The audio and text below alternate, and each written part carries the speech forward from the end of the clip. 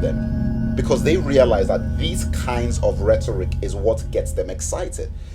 The only reason why somebody is not going to step forward and say, listen, guys, you've gone too far, okay?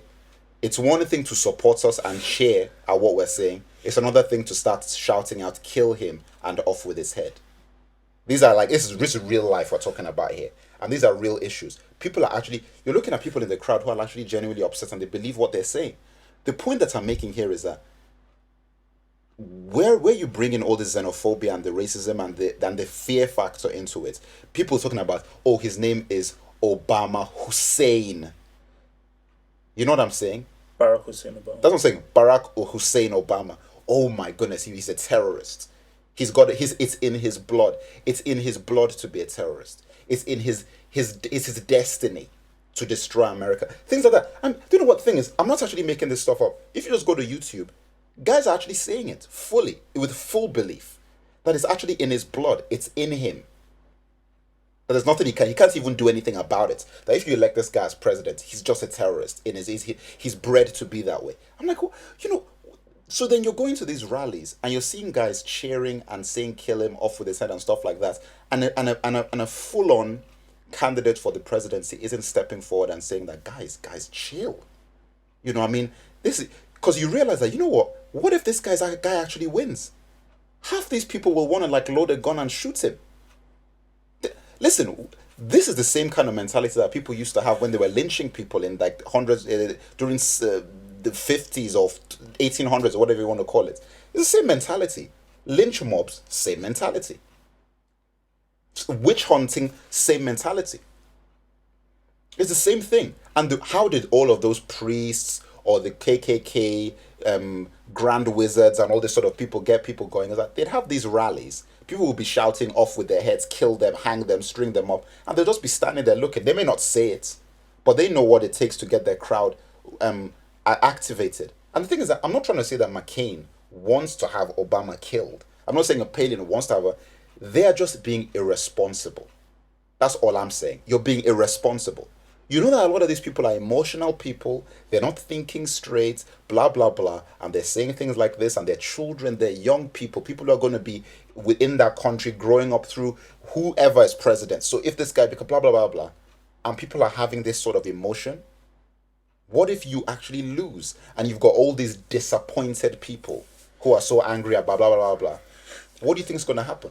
That's the point I'm making, is that it's ridiculous. I think it's absolutely ridiculous that these guys are actually running on this platform.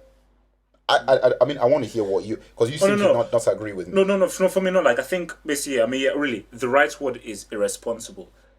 I don't agree that, man, making a plan there, what they're doing is like, it's so bad, and like the way that they're attacking and their politics and the way that they're running their campaign is in such a bad and unsavory way. I don't agree with that, but I agree that yes, they are being irresponsible, i.e. by not fully quenching down this stuff earlier and giving their campaign a much cleaner thing. But really, I think I think we're going into detail too quickly, just to look at this thing in a much broader sense, really, which is what I really want to look at, because we can go into details. As you were saying to begin with, we can talk about this stuff for ages, about the insinuations and the details of this thing for ages. But really, on the bigger scale of things, is like, okay, if McCain, because obviously, okay, I'm not American, okay, so really this does not affect me directly. It affects me indirectly because I'm in the world, but it does not affect me directly.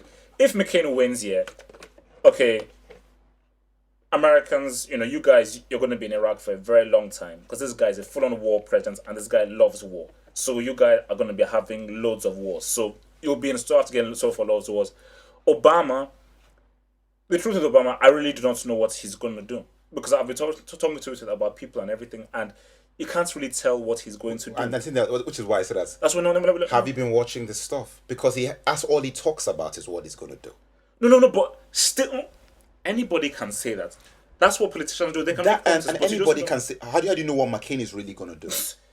How do you know? A guy who is a POW, a guy who, if you look at the track record of the things that he's voted for, it is okay. You can never truly tell, but really, you can tell a lot more what McCain is going to do than what Obama is going to do, based on McCain being a POW, based on him being a Republican, based on his Then you could liking to then the do you know what you could say? You could say that you can tell a lot about the kind of things that Obama would do based on him being president of the Harvard Law Review, based on him having the kind of education he's had, based on him being in the Senate, and the fact that he's always stood back and voted presence rather than putting himself. like, You could say when you somebody- could say you could argue the same know, thing. but the thing is that- You could argue the same thing.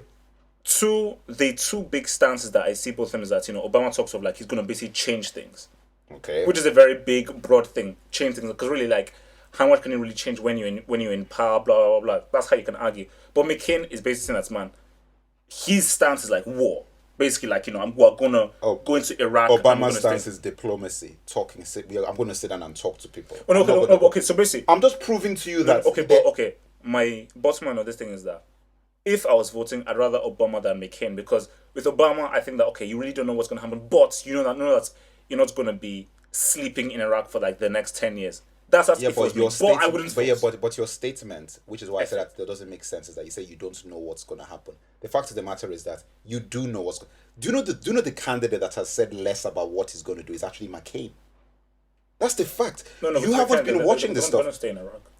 He has said less about what he's going to do about all the issues in America. Facts. Most of this guy's campaign is focused on smearing the other candidates. That is most of the McCain-Palin campaign is about smearing. That's 80% of what they do is look at that's all they do. No, I mean, that's like, all he listen, does in his like, for me, debates. it's like, I mean, we can get into the whole No, things but of I'm like just saying that taxes. No, because what's That's not going what I'm talking about. I'm talking about like you made a point that you do not know what Obama's gonna do. But when he's in you know- office. Yeah, but you know what McCain is gonna. You don't know what you don't know what either of these guys are. If you go by that logic, you don't know what either of them are gonna do. No. You actually- Okay. Listen, from what I've seen of the debates, from what I've read on nets and like reviews and everything, is like we can never predict what anybody's gonna do for this, we can't. But I believe of high probabilities that if McCain was to be in office, one of the main things on his agenda would be the Iraq War. Let me explain something. No, wait, let me just finish. Okay. One of the main things on his agenda would be the Iraq War. If Obama is in office, okay, he'll probably try and end the Iraq War, but I mean, and okay, that may be one of the main things that he's going to do, but really, apart from that, I don't really know whether he'll be able to inflict this kind of change. Listen, it's the question that I'll ask. I'll ask, and listen, any Americans out there, please explain this to me. In fact, I mean, see, I'm in the UK here. I mean, I was in America for a very long time, almost a decade. So I'm not like a complete outsider to the US and everything. But at the end of the day, there's something I never really fully understood about that country. And this is it. You've got Republicans and Democrats, right? You've got these two candidates. One candidate is saying that his policies revolve around taxing the poor and people who earn lower than 250 grand a year more or as much as those who are earning over that amount, and in fact giving tax breaks to guys who are super rich anyway. And you've got another candidate who wants to tax the people who are rich more and use that money and give it to people who are poor. Now, this is the question that I want to ask Americans out there, that why is it that most of the people who actually support McCain are actually low, like people who are actually working class, poorer guys? The guys who are actually going to be detrimentally affected by his policies. Patriotism. I know. I know what I think the answer is. But I'm saying that it is one of the most weirdest twists of logic that I've ever seen in my life. Like, you're looking at this guy and you're like, this guy isn't for you. This guy is worth $100 million. Has like, 13 cars, 9 houses? This guy has nothing in common with the average American person.